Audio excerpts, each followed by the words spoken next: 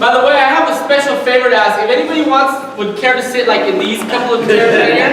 No, I just noticed looking at the videos, it looks bad because these chairs are always empty and then there's Tom. And I understand you don't want to sit next to Tom, but maybe we can just have a couple right here. That would be great. A little bit of marketing, a little bit of spin. Tom. Seriously, if you look at the video, it goes right down here, and then these right here are usually empty, so it looks kind of bad. So, welcome, good morning everybody, welcome, and thank you for coming to 1 Million Cups El Paso. Who's here for the first time? A show of hands, please. Alright, welcome, thank you for coming. We'd like to start off introducing our organizers. We have Ms. Esther Lopez. Good morning, everybody. Good morning, Esther. Serena Harper. Good morning, Serena. Nicole Martinez. Ramirez. She has like 3 last names. I can't remember them, and they all show up on her email, so I get confused. Nicole. And I'm Ernesto Gambo, and Nancy Lowry is coming up from the back. So again, welcome. Thank you for coming here. I think we finally have gotten our video back online, so we're going to start with a short video on 1 Million Cups.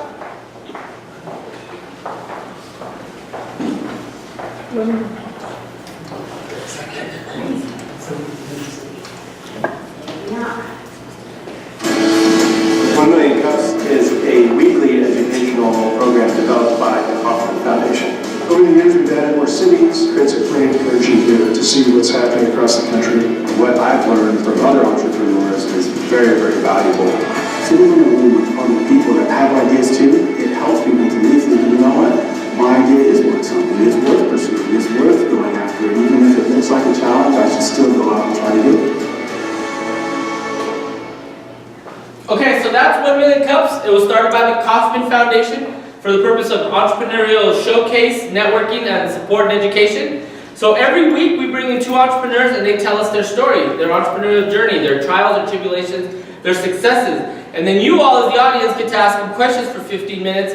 And that's the real value add for the entrepreneurs. They all tell us. It's such valuable feedback and so helpful to have people challenge our assumptions, challenge our business model. So don't be afraid to get in the weeds with them. That's the real benefit to it. By the way, being here this morning, you're part of over 160 communities across the U.S. that is doing that. When I met with some of the other 1 Million Cups organizers, one young lady said, I tell people 1 Million Cups is the second most, well, she said something else, the second coolest thing she gets to do with her life. And I said, yeah, I think that's kind of true. I kind of feel the same way. Certainly in the top 3. So again, thank you for being here. It's a very cool thing. I'd like to do a shout out to our sponsors, the delicious coffee by 210 Coffee Roasters. Every 2 weeks, they give us a different one of their awesome coffees, so please support them. They have 2 retail locations around town, so please hit them up. And of course, they can provide coffee if you need it for an event or if you need it for your office, something like that. It's delicious. The one I just brought in is from Brazil and it has a hint of chocolate, so I wanted to leap in and open that, but they wouldn't let me. So anyway, so make sure you're coming back next week. Also, our venue sponsor is the Hub of Human Innovation, where we are today. So we always get asked, what is the Hub? So we have a short video, I believe, on the Hub. My name is Anna, and I am a software developer. Good coffee is my passion. I am an energy innovator. I want to improve your daily. I think that's I have another 1 Million Cup video. revolutionized your smile. I want to make We don't have one for the Hub? Sorry about that. Let's see. Good job, Enrique. All right. Hey, you look like 1 Million Cups to me. Go ahead, keep going. Keep going. Okay. It's cool. accessible. I am an entrepreneur. I started with an idea. My business is ready to launch. It's hard to know what the next steps are. Here at the Hub, we want to help you start, build, and grow your company. With expert mentors, access to capital, skills development, and professional networks, we give you the tools to succeed. The Hub of Human Innovation, helping entrepreneurs start, build, and grow. Okay, so that's what we do. We are a business and technology incubator. We are supported by the City of El Paso and other private donors for the purpose of economic development to help new companies get started and grow, particularly those that have new products, new technologies. So if you have that, or you know somebody, please come talk to us or have them come talk to us. We can certainly help. We're a great deal. We're very, very affordable. So again, that's who we are at the Hub. Please do check in and follow both the Hub and 1 Million Cups. You can do that on Facebook, Twitter, and Instagram. You can download the 1 Million Cups app on your phone. Everybody, please take out your phone. Please take out your phone, load your app, follow us. And also, you can check in on the app, and there's a way on the app that you can provide feedback to the presenters even after the fact. So that's really, really cool. Parking note real quick, if you park in front of the building in the angled parking, make sure you're backed in or you'll get a ticket from the city. If you're on the side closest to Durango, you only have an hour, so watch that time please. If you're on the side closest to the Paisano curve, you're good to go. So I think that's about it for now. We'll go ahead and bring up our first presenter, Kern Place Farmers Market. You get it right?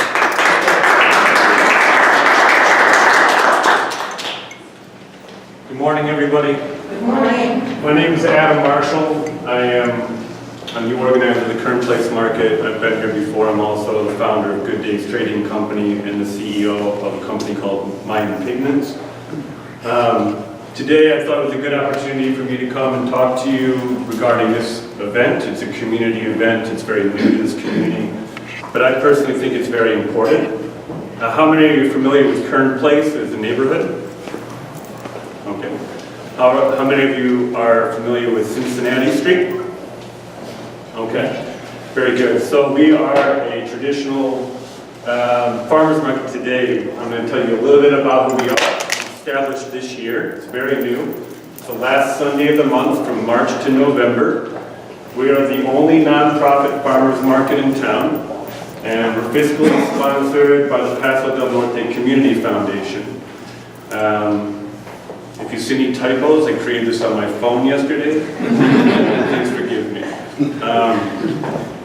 But this is all really important. I'm going to tell you a little bit about the background of the event.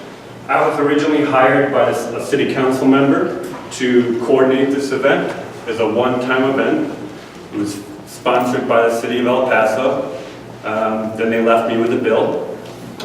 So everybody seemed to think that it was a good idea and they wanted to continue, and so I started building communication with the neighborhood associations and some local businesses. And I'm very happy to say, as of right now, I feel that the entire season is 100% sponsored. These are a portion of our sponsors. There's a few more that are going to go on, but as right now, the entire event should be paid for the next 9 months, which I'm pretty happy about. We did this in about 30 days from the last event, or 60 days between an event in January and right now. We're getting ready for technically be the first event, which will be this coming Sunday at 8:30 in the morning. It's a pretty simple event. It's farmers, and there are actual farmers, artisans, about 20 vendors, and all the local businesses and restaurants are open for business. So you can come down, have breakfast, brunch, have mimosas, go shopping, buy groceries, go home. Our mission is really focused in two areas. One, it's really important for us to be focusing on the farming community and the artisan community here and supporting it, which is in really dire need. If you're not familiar with the local community and the farmers, we have very few farmers that are actually contributing to the local community, and there's a lot of reasons for that. When they go out to markets, they don't make any money. They have to invest in planting crops specifically for these events. And so for the most part, most of these farmers deal directly with selling off to commercial companies. Most of this food is actually leaving El Paso, and most of the food you see in your grocery stores are shipped in. And that's why when you see like oyster mushrooms at Walmart or Whole Foods, they look dry and nasty.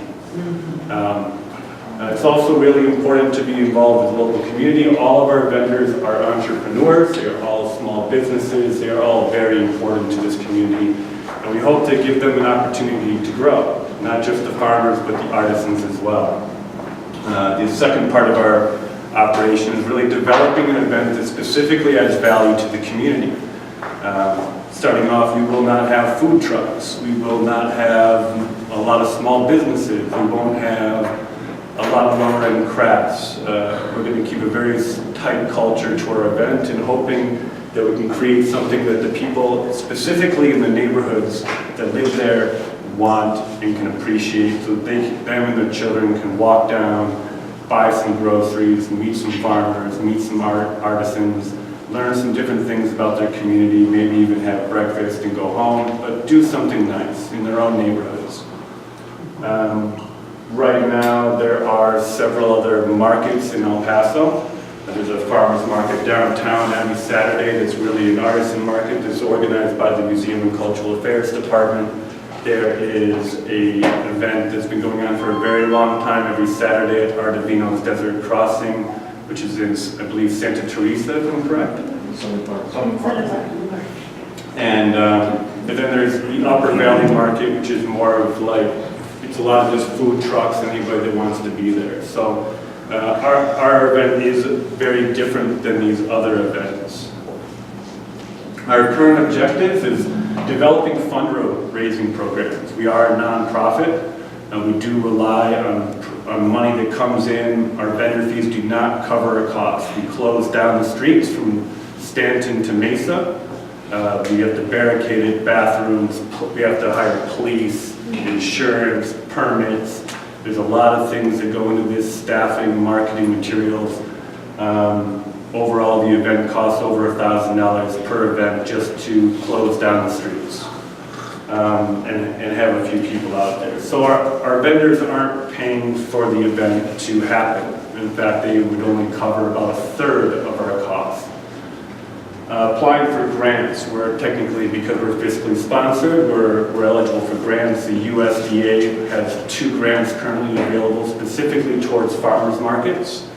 We're hoping that we can apply for those before the end of May, and that we have additional funding to invest in future events for next year.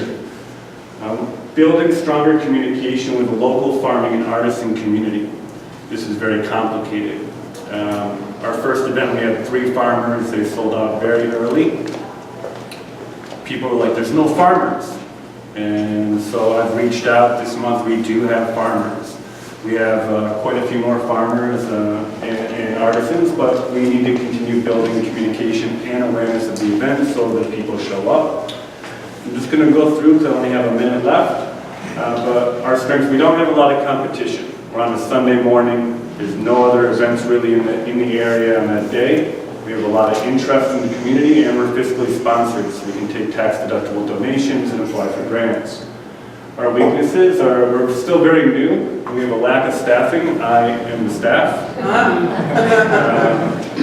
And we have weak communication with key businesses right now. My biggest problem is getting signatures from local businesses to allow me to finish my applications for the permits. And our threats are loss of community support. We rely on financing from the community. We can't sell tickets. Changes in city requirements, very important because it really affects our costs. Police, insurance, barricading, restrictions. And last of all, Mother Nature scares people in El Paso. So there's like a little wind or a little rain, and people are like, oh no! And they don't know how to react. So like, you don't know if people are going to show up or like, you know. But we're going to be there just like the post office, like rain, shine, sleet, we're going to be there. So other than that, the next event this weekend, it's Sunday, 8:30 to 1 o'clock. And I can tell you that Craig will be doing brunch, Geojeski's will be doing breakfast, Crawdaddy's, the cigar bar, Palomino's, Ardavino's will all be open. And some of the other business will be there as well. At 9 a.m. we're doing free yoga. So Casa de Yoga is part of our event. They'll be offering free sun salutations at 9:30 a.m. You're just going to bring your own yoga mat and show up. But it should be a pretty interesting day. And I'm here today to kind of get feedback and see where I can get support. And so I'll take any questions or comments. How many farmers do you know of that are not yet participating? Because it sounds like... It's a great question. There's quite a few. Okay. So right now we have, so this event we have Ramirez Pecan Farm, which is based out of Clint. They're a family-owned, veteran-owned operation. Anthony Youth Farms and La Semilla, which are educational-based farming programs based in Anthony, New Mexico. They're very important to our community. They invest in our public school programs.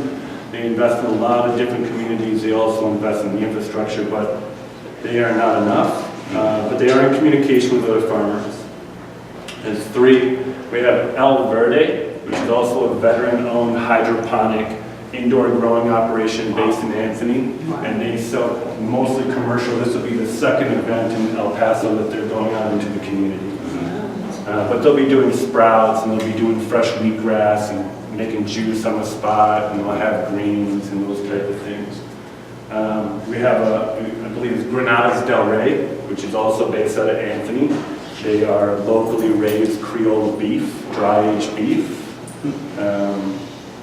And if I remember correctly, that's pretty much all the farmers we have. We do have other food artisans like Calvera Bread Company, the Green Ingredient, a few different people that will be there.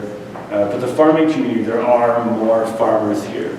For example, Myers Mushrooms, really complicated situation, but he's a military cat, he's not from here. He's growing oyster mushrooms indoors, in his home, commercially. He sells to Eloise.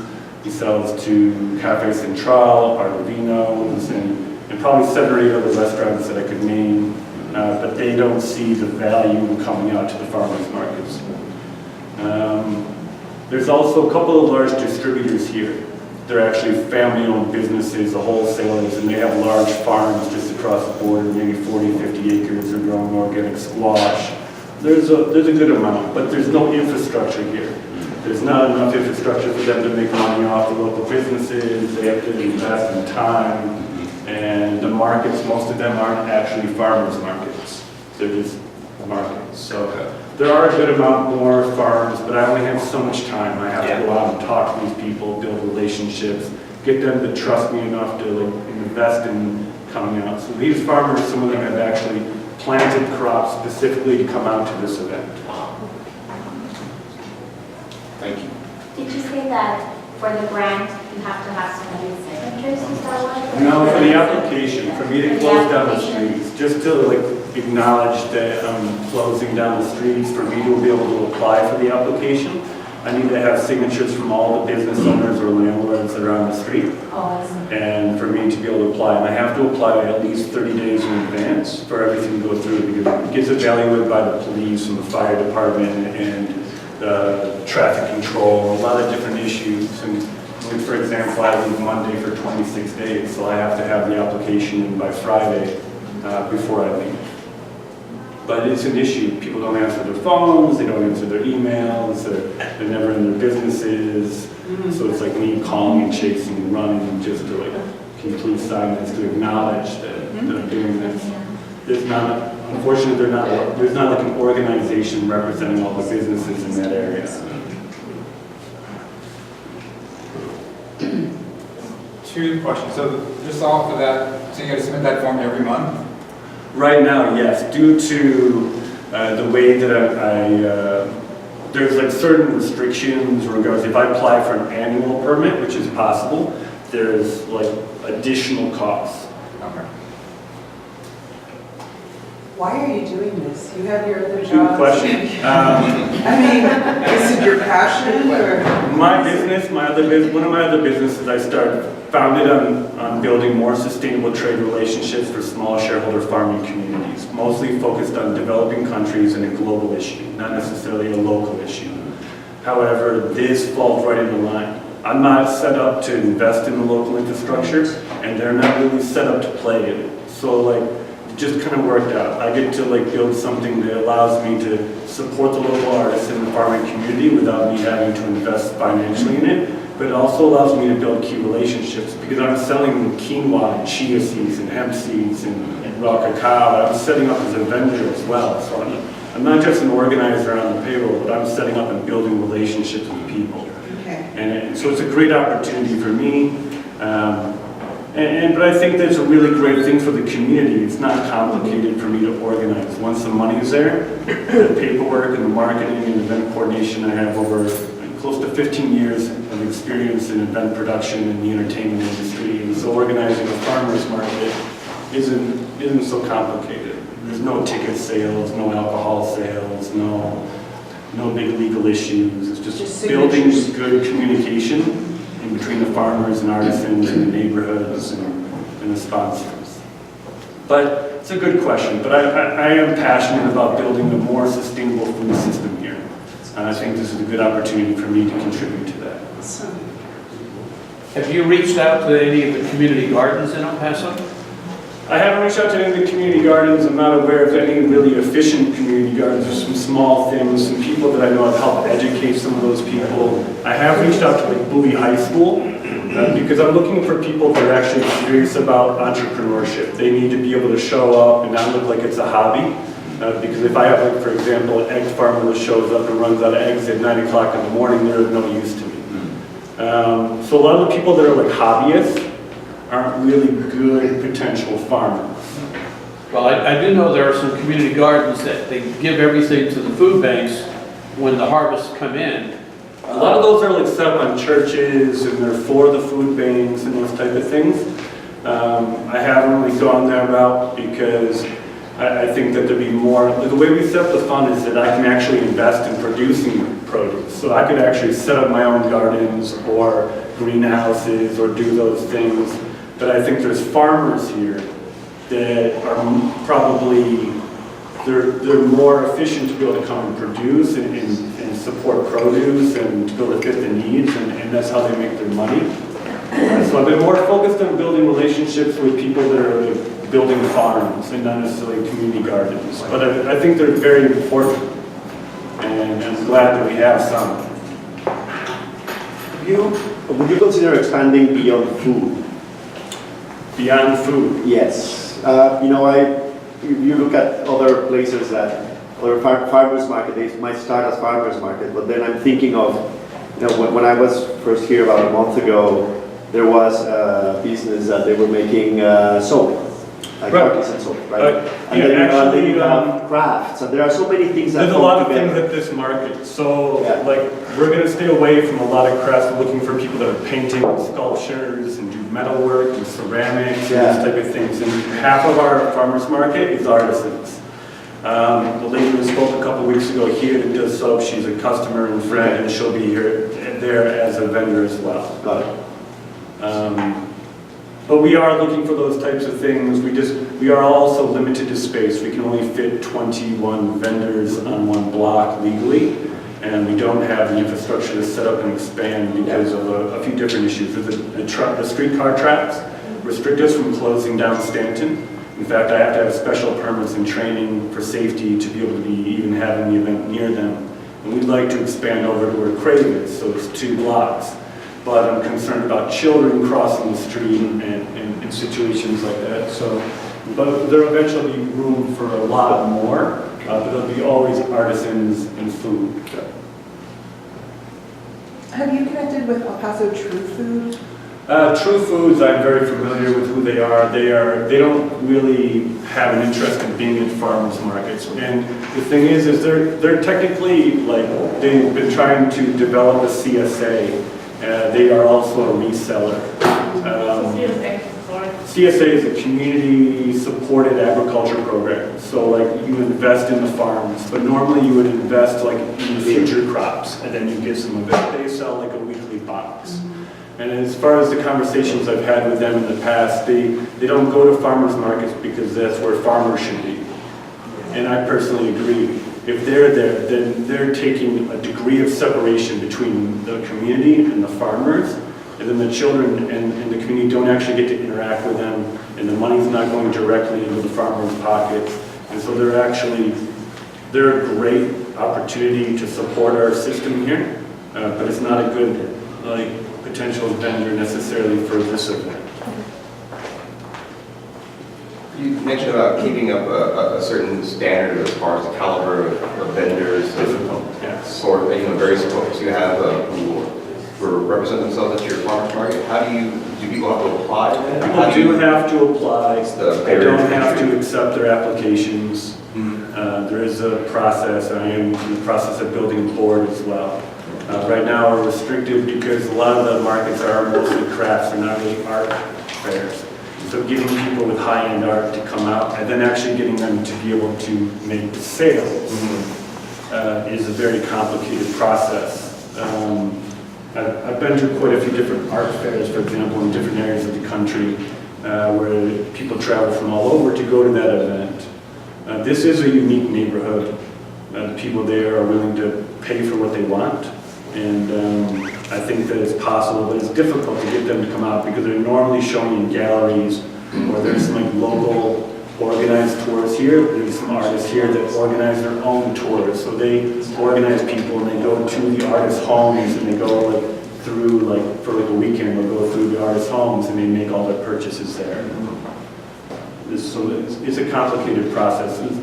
I've been doing my best to not just like go out and select them. We are asking people to be proactive about applying and being involved. We do have a website. We do have social networks. There is an application and information in our website. We have time for one more question before the final community question. Anyone? Well, I just want to know what my next second part of my question. Is there a participation fee if you do get chosen after you apply? There is. Right now, for farmers, we charge $10. For artisans, it's $25. You bring your own stuff, right? Bring your own. You bring your own tents, you bring your own tables, you bring your own signs. We don't supply water. There are porta potties and wash stations on site. But you're fully responsible for setting up, breaking down, cleaning up after yourself. What is the website? Where It's kernplacemarket.wordpress.com. Okay, thank you. Okay, and always the final question, Adam. What can we as a community do to help you? I need an intern. So if anybody currently works with any entrepreneur programs at the universities, I do need an intern. We need funding to be able to invest in the future, to be able to improve the event. I'm currently working pro bono, so I'm not even taking a cut of the money that's come in. And we need to raise awareness. So if you're interested in supporting these type of things, please come down this Sunday, check it out. Meet a few people. If you have time, have brunch or breakfast, enjoy yourself. And I think those are the 3 areas we really need support, like in infrastructure, volunteering, financial, and just awareness. Like, please, it's really for the public. So come down if you're interested. Just enjoy yourself and have a good time. I see your finger. Yeah, you could try UTEP. Have you tried to get interns to UTEP? I haven't talked about this. I'm at UTEP a lot, to be honest with you. I'm at UTEP 3-4 days a week right now with other projects I'm involved with because the Mayan Pigments Corporation is actually technically partially owned by UTEP.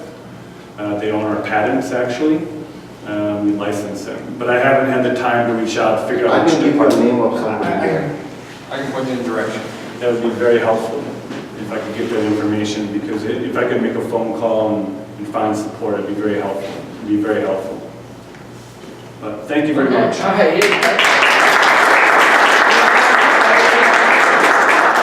No.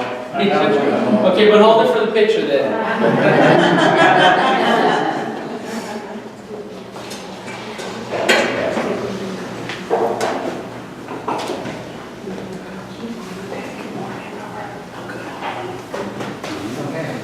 All right, now we have some time for community announcements. Does anybody in the audience have any community announcements? Yes, ma'am. Hi everybody, I am with Esther. I flew down from Austin. Welcome. First time in El Paso? But I love it. Everybody's so friendly here and the place is very chill. Really like El Paso. Tomorrow at the El Paso Community College Small Business Development Center, we are hosting a workshop called People Start. It's a 2-hour overview of starting your business planning, accessing capital, financial projections, and business resources within the community. We provide a little bit of lunch and a curriculum for you guys to enjoy. So if you have anybody that's interested or you want to come out, the event is free. And yeah. All right. Hello, my name is Irma Sandoval, and this coming Friday we're having a lunch and learn common work session. This year we tried to make the community aware and help them learn about personal finances. So this session is going to be at the Holiday Inn Airport, 12:30 this coming Friday. So anybody please reach out to me so I can put it in my list and everybody will know. Okay? Thank you. Good morning, everybody. I'm Lorena Pacalo, and I have a group that meets every Thursday morning at Carnitas Querétaro from 8:30 to 10 a.m. It's a great networking event, and we have a wonderful guest speaker, Mr. Bob Peterson, right there. A wonderful business coach who's going to educate us a little bit about how to be a better entrepreneur. You're all invited to join us. That's Carnitas by the Fountains tomorrow at 8:30 morning. Breakfast. Bob's a hub mentor, by the way, so you join the hub, you can have him as a mentor now. Awesome. Morning, everybody. Tom Haney with Sun City Investments. I give free classes on investing cryptocurrency. Tomorrow will be at Forma Pizza on the west side, 11:30. Friday in Las Cruces at in a Italian restaurant. I always forget the name. And Monday, it's Famous Days on Airway, 11:30 as well. Any others? Yes, sir. Just if anybody's interested, if you're familiar with the Mesilla Valley Economic Development Alliance, Mavida, they are sponsoring a space expo in April. I think it's 11th and 12th. If you're interested in that industry or you sell to that industry, it'd be a great thing to visit. Where, do you know where? No, I can't give you more detail than that, but if you would go online, just Google. I think in the past they've had it at the Farm and Ranch Museum. Probably right. Okay. That's a great, yes sir, Matt. This is Matt Sistron here. Love Coffee Hour is co-sponsoring Pitch It. It's a speed networking event tomorrow at the Corner Bakery on Airway and Edgemere, and it goes from 7 until 10 p.m. Registration starts at 6:15 p.m. Thank you. Okay, any others? Yes sir, Andy. Yes, Andy Krasner from Mentor for Texas. There is an open house at the new headquarters. We moved from next door to 415 East Yandell, which is across from St. Clement's Church. The open house is from 5:30 to 6:30. If you're interested in volunteering for the campaign, it's a great opportunity to meet the staff and maybe figure out what you can do. When is it? This evening, from 5:30 to 6:30. Okay. Any others? Any others? Okay, now my slate. Right here tonight at the Hub is our next monthly Hub Works, or Hub Navi, whatever you prefer. We're having a customer service excellence workshop with Karen Blaine of Convergence Consulting. Networking, drinks and snacks at 5 p.m. The program starts from 5:30 to 6:30 p.m. and again, that's right here. It's not too late to RSVP and bring folks, people that there's a lot of opportunity in customer service. That's probably the established business is the biggest shortcoming that I see. We already talked about the People Start event because I have it right here. Funding opportunities through the SBIR and STTR programs, ways to fund your innovative research. This is going to be a workshop tomorrow, Thursday, March 22nd, 12 p.m. and to 1 p.m. at the Arrowhead Center at NMSU in Las Cruces. So they'll give you an overall overview of these SBIR and STTR programs. If you're interested, we already also did the Pitch It event. Next, March 23rd, the Greater Chamber is having their Women in Business Conference. The keynote speaker is Kate White, a New York Times bestselling author and former Cosmo editor-in-chief. It's going to be held at the Marriott by the airport. What's that? Oh, I thought there was something else that I left out. What's sticking? Maybe you know any good jokes? Okay. There's 3 weeks left to join the CEC Youth Innovation Challenge. This is going through ideascale.com. It's going to be on the 3rd of April. So if it has to do with anybody interested in working with kids and innovation, let us know. We'll put you in touch through the website. Next, the Hispanic Chamber is continuing their Hablemos del Dinero series. The one for April is going to be develop a financial projection, and then after that in May, develop your credit, and it continues on through September with monthly events. Next, the Hub, we're having our annual 2018 El Paso Innovation Awards breakfast, recognizing and celebrating outstanding entrepreneurs in our community, Thursday, April 19th, 2018, 7:30 a.m. breakfast at the El Paso Club. So please let us know. The Hub's legal office hours, registration is now open for our next event, which will be April 19th. Again, you get free 25 minutes with attorneys right here, totally free, so sign up for that. It'll be April 19th. We do, I think, typically close the registration a week before that, although sometimes the slots get full pretty quick, so if you're interested, please do that. That one's already passed. And then lastly, all of these events, there's a whole lot of them, startupdigest.com, El Paso, You can go, you can sign up for a newsletter, and then you can put your events on there and check out all these events since there's a whole bunch going on in the community. So please check that out. All right, next, our second presenter, the B Group.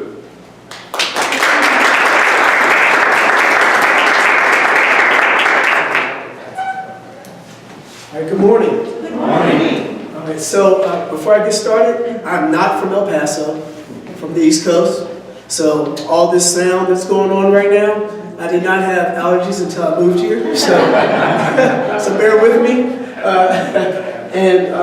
I just want to get started with this because I'm really excited about being here with each and every one of you. I've had a chance to come to a couple of these meetings and just having a chance to meet such amazing people. It's really an honor. So I'm just going to jump right in. And I know that some of you that got the email was like AAA, and you were like, wait a minute, now he's saying B Group, what's going on? Don't be alarmed, okay? So they are actually one of my clients, and we'll be talking about that today. So again, my name is Christopher Brooks. I'm the co-founder, along with my wife, Tiffany, of the B Group. It stands for Brooks Enrichment. And what we do, I'm actually a motivational speaker. It's a family-owned business, retired military. We just recently retired last year from the Army after 13 years. After being deployed in Afghanistan, I was injured, went through some rehabilitation, tried to continue on, and Uncle Sam said it's best for me to go ahead and hang it up and put my boots away and put on a shirt and tie and be a civilian again. So here I am. And I appreciate that. Yeah, so, but it's been a great run, and so now I'm excited about this new chapter that we're doing right now. Over 20 years of experience. I was one of the youngest ministers at my church to be ordained. So I have over 20 years of speaking before large crowds, small crowds of various religions and denominations. So everything from Catholic churches to down home, back down south churches, that kind of thing. So very well rounded. And then also as a leader in the military, as a trainer. So a lot of my background is in motivational speaking, training, developing leaders. I'm also a Toastmasters International speaker. Next month I'll be competing with my first competition to be, so hopefully by the next time you're going to see me, like a couple months from now, I can say that I am an award-winning motivational speaker, Christopher Brooks. So that's what they were doing. And then, like I said, our message is really about resilience and restoration. So somebody say long time ago. Long time ago. Long time ago. So a long time ago, I really had the story of going from having it all to having nothing to going through that process of getting it all back. I went from making, close to 6 figures a year to being homeless, living on the streets of Jacksonville, Florida. From that to having a new marriage. We've been married now for almost 10 years. Children, a great career in the military, and now being an entrepreneur. So when we talk about resilience and restoration, I'm not just talking about something that I read, but something that I've actually lived and continue to live. Some of the services that we offer, once again, like I said, I am an ordained minister, so I've actually done some weddings, funerals, a lot of counseling, different conferences and different organizations. They would have me to come to do invocations or to be a master of ceremonies, motivational speaking, kind of talked about that. Also as a speech coach, a lot of people have a big fear. It's one of the top 3 fears, right? As far as getting up, speaking in front of people. So that's what I do. I also get with people to help coach them along, teach them different techniques as it relates to public speaking, to give them that confidence so that they can then project and they can really present whatever it is that they're wanting to present well. Master ceremonies, again, there's a lot of different organizations and different functions where they want somebody with experience to be able to just keep that party going, bring that energy that they need for their event. Also, workshop facilitator, any type of workshops for businesses, small groups, churches. They may have something they want a facilitator to help with, have some panel discussions, things of that nature as well. And then marketing consultant, and that's where I'm going into with AAA. One of the things, and this is just some of the different groups and organizations that we have that we've impacted, that we're still working with now in the community. Matter of fact, just today, just before coming here, I'll be going back again on March 28th with AT&T, speaking for an event that they'll be doing with people helping people. I do a lot of leadership development for them. I've done some different men retreats, conferences for their men's ministry at the chapels, also for Vacation Bible School, assisting with them. We do a lot of volunteer work as a company as well. Destiny Family Christian Center, that's the church that I attend on Dyer. And with that, we deal with, we're over the small groups ministry. So we're always in a place of being able to just bring people together, build community, and that's really the heart of what we do. My wife and I are students at New Mexico State University. She's finishing her master's degree, and I am dual enrolled for my bachelor's and master's at this time. And then AAA Home Inspection. One of the things that we did, we partnered with them. They are a home-based, a home-owned, family-owned business. They've been in this community for over 20 years. They are the only ones that actually deal with mold. And I know a lot of people say, well, we're in El Paso, there's no mold. Trust me, it's all fun and games until the black monster shows up in your house somewhere and you're like, oh my God, why do I have mold? So they are the only ones that's actually certified in that. So with that, and I have some information there at the table for them with their warranties, their 18-month warranty, 90-day limited warranty as well. And so you can ask me further questions about that after this presentation.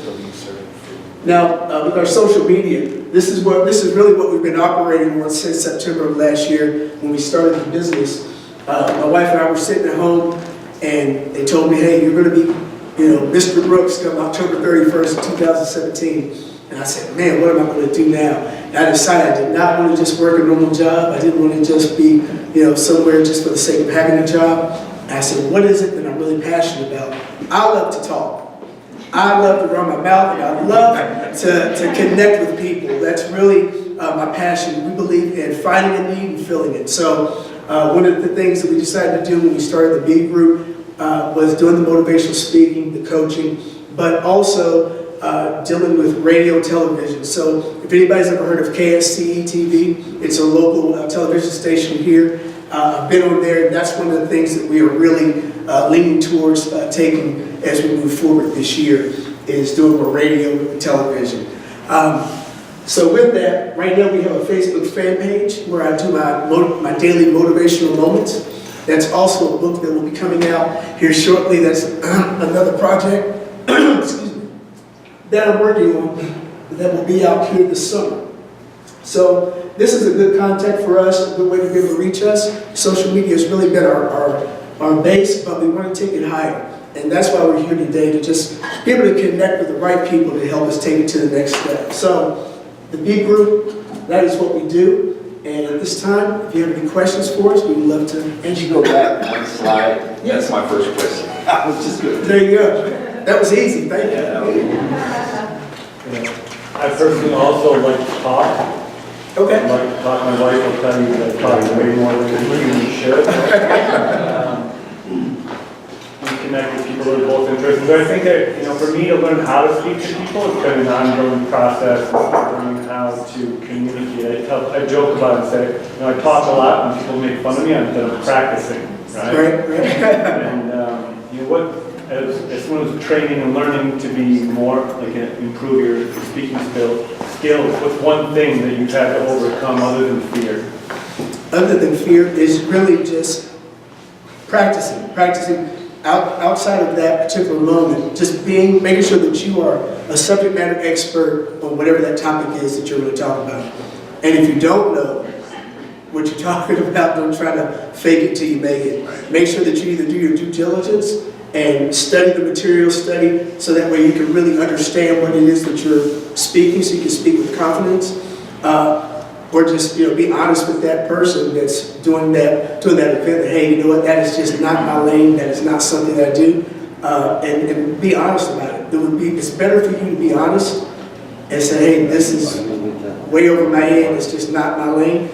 So that way then you can focus on your strength. When you're up here today, nobody can talk about that better than you, because you really know what you're talking about when it comes to that. So I would say really just practicing your pitch, practicing how you present it, and then if you have allergies like me, try to get some stronger medicine. So you mentioned being a subject matter expert. What constitutes being an expert? Well, and this is one thing I'll say with me, because I'm a resiliency coach, right? So that is an area that I would call myself a subject matter expert on because I've lived it. I've lived it where, like I said, I had what people would call the American dream, okay? And going from that to within 24 hours, everybody, including myself and my job, was laid off without notice. Come home and everything that I thought was sure literally was gone, to eating out of the back of mom and pop restaurants, whatever they were going to throw away. And they took pity on me and gave me food. Literally living in a house where I had to wrap myself around a sheet and you could feel rats running across your body. Fighting to keep whatever little bit of food that you had from other people that were trying to rob you. To finally one night, at the lowest part of my life, sitting there ready to end it all. The prayers of my mom and just the life of growing up and with faith, I just began to pray, and I guess I had to say it was God or a higher being, whatever you're comfortable with acknowledging it to be. Said, just call your brother. So I went to a payphone. We had payphones back then. And called my brother, collect. And my sister-in-law answered the phone, and she said, I don't know what you're going through or what it is that you're doing, but we've been praying for you, and I want you to get to a Greyhound bus station. We're bringing you home tonight. I didn't argue with her. I walked 2.5 miles, and 21.5 hours later from a Greyhound bus station, I found myself back in Charleston, West Virginia. After that point, things just began to happen where I just refused to go back to that. I refused to allow myself, through decisions and bad connections with the wrong people, to cause me to live in a way that I knew that I didn't have to live if I didn't want to. I was given a second chance. And with that, I took little small jobs here and there, learned how to drywall, was doing everything I could to just keep me going. To now, like I said, I just retired from the Army. I'm married to a beautiful woman like I said, we'll be married for 10 years in May. And now I am a Toastmaster international speaker, an entrepreneur, and that to me is my own personal success story. And I know that if I can get up and if I can make a comeback, anybody can. Sometimes you just need somebody to help walk you through that process. And what is the vision of your business? How do you see yourself? The vision of my business is really to connect with people and to help walk them through a process of them living their best life. That's really my passion, is to try to help people to become and to be the best version of themselves. A lot of times we take value, we think that our value is based off of what we do. What's the first thing people often say when they meet you? Oh, what do you do? That's not where your value lies. You have everything that you need to be successful in. You have gifts, talents, abilities. You have experience. So we're not human doings, we're human beings. And if we can find the value and the gift of being, I think that we can really get the value out of our life. My name is Chris, and I also like to talk a lot. What's up, Chris? Yeah. I knew something about you. I was like, hey, my name's Chris. So I own my own business, and one of the things I have to practice too is my presentation skills, not just in front of a larger group, but even on a more intimate basis with a client one-on-one. And a lot of the things that I've discovered, especially through again practice and making some mistakes here and there, but just my mindset, the kind of overcoming some of those mental barriers and kind of reframing your thought process so that you can come into those situations more confidently. What do you do for preparation? Like say, I don't know, one of your clients, AT&T for example, brings you in next time and like you touch on a few things. What do you, I guess when I'm preparing, especially for presentations that are larger like this, I don't know, do you tend to anticipate questions, write down for me, how do you brainstorm for your next presentation of whatever sort? Okay, so one of the things I do, depending on what, I try to find out what is it that the client wants. At the end of the day, when it's all said and done, what is it that they want to be able to have their people leave with? Yeah. What is the message, if there's a theme? And then from that point, I try to build it from there. One of the key things that our company is all about is about transparency. So I always try to find some type of transparency or story, personal story for myself of how I can relate to the message. Because nobody can tell my story better than me. And then, so then what I do is I find whatever my story is and how it then can relate and how it can come together with what they're trying to bring to their people. So then, because then I can really talk about how whatever their thing is, how I can relate to them, and then how they can bring it to them. I think we do the same. I'm a designer professional. Okay. Empathy is a big part of my process where I try and, I see what you find a narrative that can you, very cool. You think alike.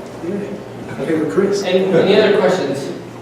Okay, the final one is always, what can we, as a community, do to help you? Great question. Well, one of the things is funny because I already met a couple people before here, is branding. Really trying to help us with the branding. I am looking because the KSC, they're wanting to keep me on there. They want to put me on the air full time. So I am looking for some funding that will help that. So if there's people that you may know that are looking for coaches, people that are looking for speakers, if there's going to be different events coming up within the community or abroad. I have an international reach as well, so I am looking for those type of opportunities if you're looking for speakers. Excuse me. Also, I'm doing virtual coaching. A lot of people, because of their status or because of their location, can't necessarily get to me to see me face to face. So now, just like we have a virtual assistant, I'm also offering virtual coaching as well. So really just help me to get my name out there. If there's other things that you see that will give me that exposure, that would help us to get that exposure and that funding, that would be a big help. Great. Thank you, Chris.